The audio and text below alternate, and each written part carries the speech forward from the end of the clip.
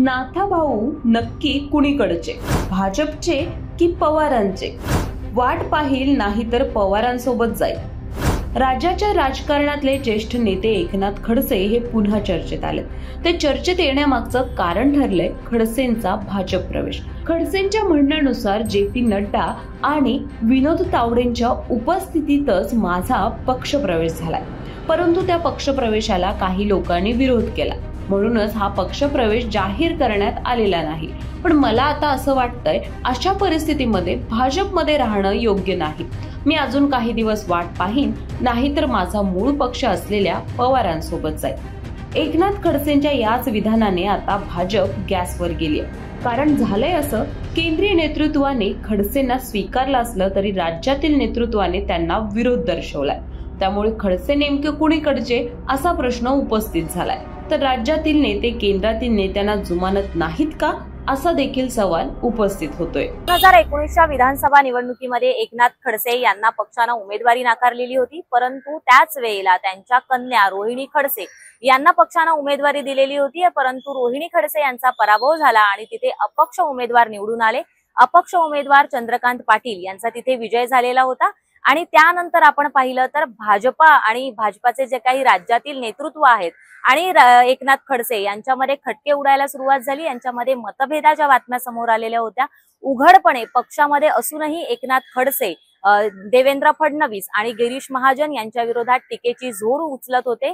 आणि या सगळ्या गोष्टी तिथे सुरू असतानाच ऑक्टोबर 2020 मध्ये एकनाथ खडसे यांनी राष्ट्रवादी शरद पवारांच्या राष्ट्रवादीमध्ये प्रवेश करण्याचा निर्णय घेतला. आणि त्याच वेळेला त्यांच्या कन्या रोहिणी खडसे यांनी देखील घड्याळ हाती घेतलेलं होतं. परंतु त्यांच्या सुनबाई ज्या आहेत रक्षा खडसे, खासदार रक्षा खडसे, या मात्र त्यांनी भाजपातच राहणं पसंत केलेलं होतं. त्यानंतर जेव्हा राज्यात मवियाचं सरकार आलं तेव्हा त्यावेळेला 2022 मध्ये एकनाथ खडसे यांना शरद पवार यांनी विधान परिषदेवर घेतला आणि त्यांची मुलगी रोहिणी खडसे यांना देखील त्यांनी राष्ट्रवादीच्या प्रदेशाध्यक्ष महिला प्रदेशाध्यक्ष पदाचा मोठा बहुमान मिळवून दिलेला होता. आणि त्यामुळे या संपूर्ण गोष्टी जेव्हा घडत होत्या त्यावेळेला मध्येच पक्षफुटी जेव्हा झालेली होती त्यावेळेला देखील त्यांनी अजित पवारांसोबत न जाता एकनाथ खडसे हे शरद पवारांसोबतच राहिले आणि कुठेतरी शरद पवार हे राष्ट्रवादीमध्ये सेटल होत आहेत अशा प्रकारचं चित्र त्यावेळेला दिसत होतं. राजकारण कधीच सरळ नसतं, दिसतं तसं तर अजिबात नसतं. 2024च्या लोकसभा निवडणुका आधी असंच काहीसं पाहायला मिळालं. नाथाभाऊ हे दिल्लीला गेले, भाजपच्या वरिष्ठ नेत्यांना भेटले आणि थेट भाजपमध्ये पुन्हा प्रवेश केला. अर्थात हा प्रवेश केवळ दिल्लीतल्या नेत्यांपुरताच मर्यादित राहिला. राज्यातील नेत्यांनी या प्रवेशावर बोलणंही टाळलं. यावेळी रोहिणी खडसे यांनी मात्र वडिलांसोबत भाजपमध्ये येणं टाळलं. त्या पवारांसोबतच राष्ट्रवादीमध्ये राहिल्या.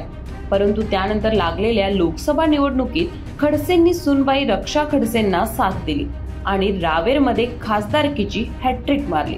विशेष म्हणजे मोदींच्या 3ऱ्या कार्यकाळात रक्षा खडसेंना केंद्रीय राज्यमंत्री पदही मिळालं. सर्व काही अलबेल होतं. खडसे भाजपमध्ये पुन्हा सेट झाले असं बोललं जाऊ लागलं.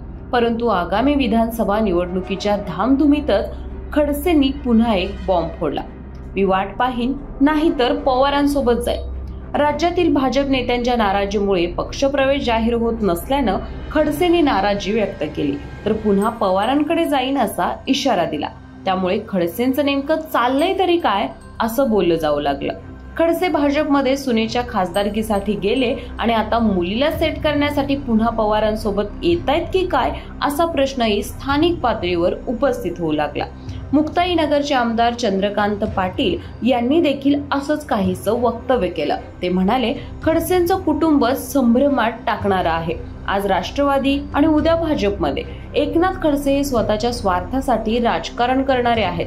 आधी सुनेला लोकसभेत पोहोचवलं, त्यानंतर आता मुलीसाठी सोयीस्करपणे खडसे राजकारण करतात. खडसेंनीही आता तसेच संकेत दिलेत. शरद पवारांनी माझा राजीनामा स्वीकारलेला नाही, त्यामुळे मी पुन्हा पवारांकडे जाईन असं खडसेंनी म्हटलंय. त्यामुळे खडसे दोन्ही दगडांवर पाय ठेवून आपलं स्वतःचं वेगळं राजकारण खेळतायत की काय असा सवाल उपस्थित होतोय. नाहीतर केंद्रात भाजपसोबत आणि राज्यात पवारांसोबत असा राजकारणाचा नवा पॅटर्न तर खडसेंचा नाही ना, असं देखील सध्या बोललं जात आहे। त्यामुळे सध्या राज्याच्या विचित्र राजकीय परिस्थितीमध्ये नाथाभाऊ आगामी काळात कोणती भूमिका घेणार हे पाहणं औत्सुक्याचं असणार आहे।